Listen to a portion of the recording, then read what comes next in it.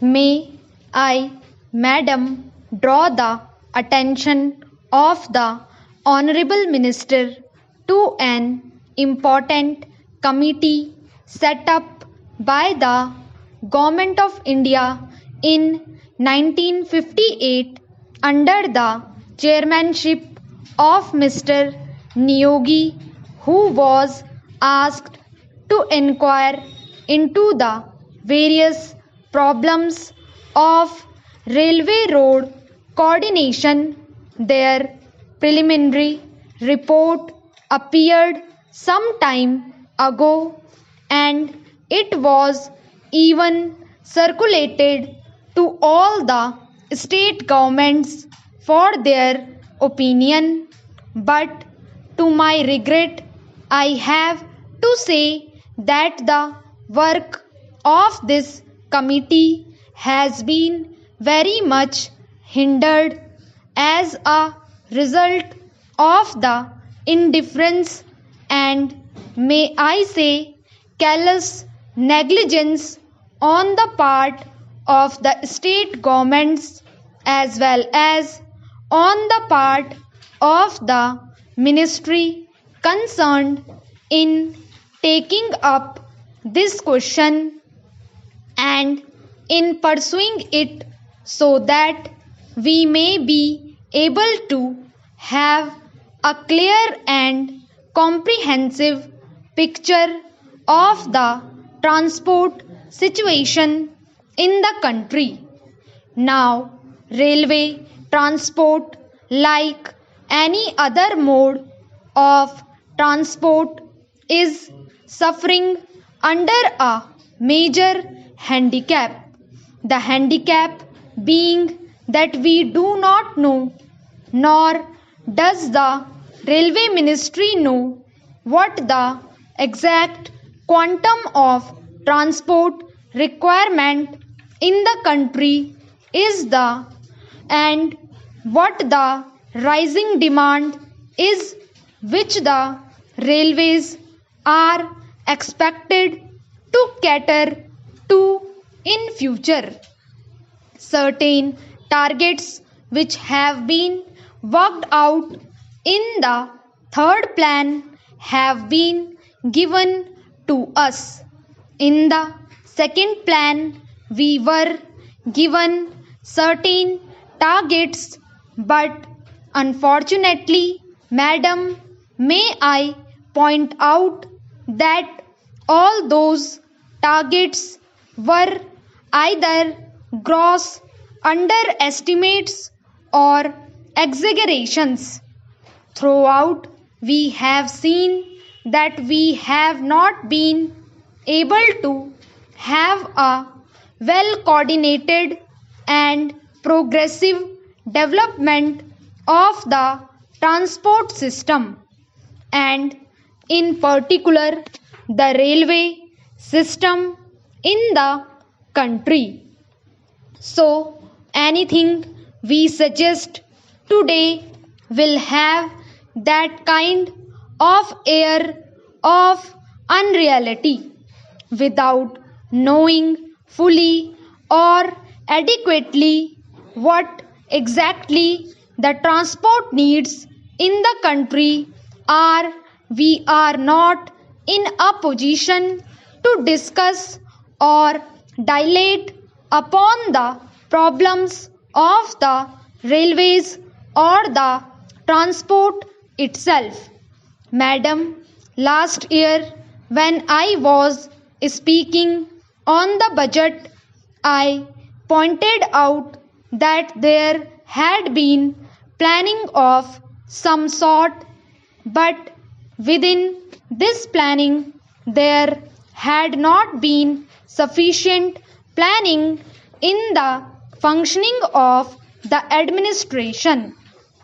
There has not been planning in carrying out the various phases of the program enunciated in the plan or in the budget.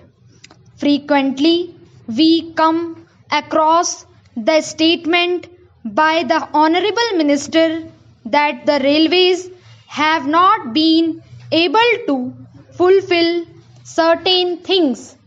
I went through the pages of the budget papers and also the speech of the minister. I came across this significant expression: wherever there are failures or shortfalls in performance, we are told that these are mainly due to unpredictable factors or factors beyond control.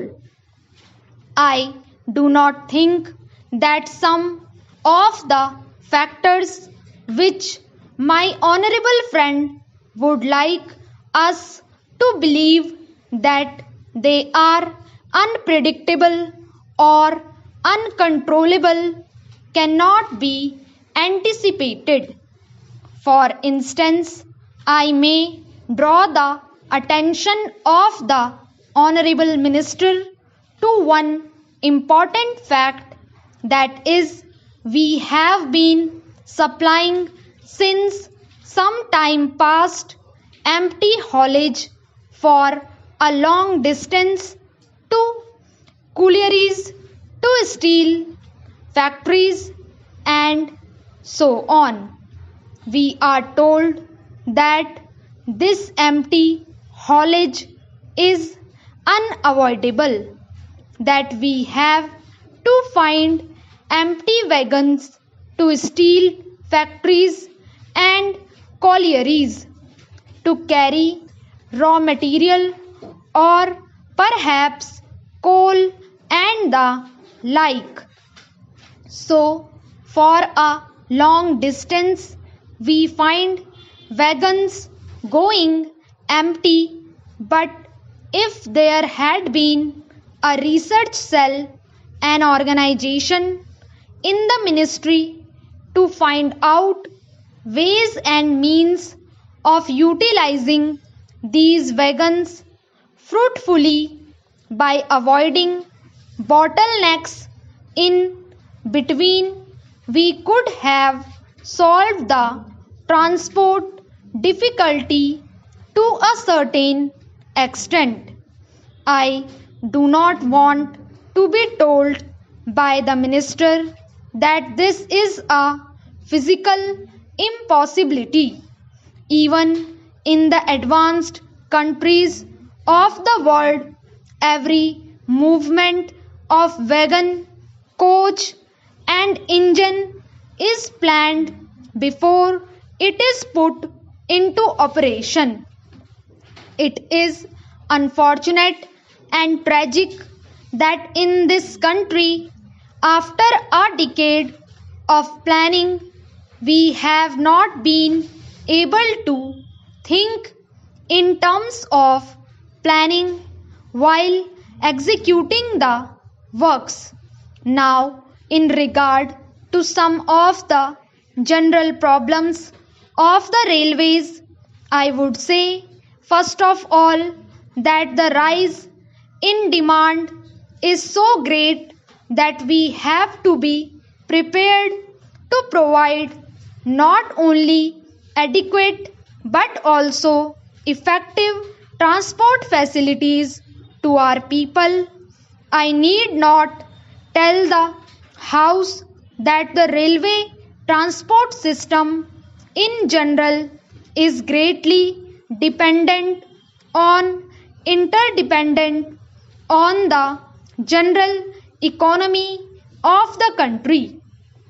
But during the last one decade, there has been one significant factor that has to be appreciated, that is, the demand for transport is increasing at a faster rate than the rise in the national income or the rise in production in any sector or in any industry. This is a factor that has not been adequately appreciated even if it has been adequately appreciated. No attempt or sincere effort has yet been made to carry out the fulfillment of the needs of all the sectors of our economy.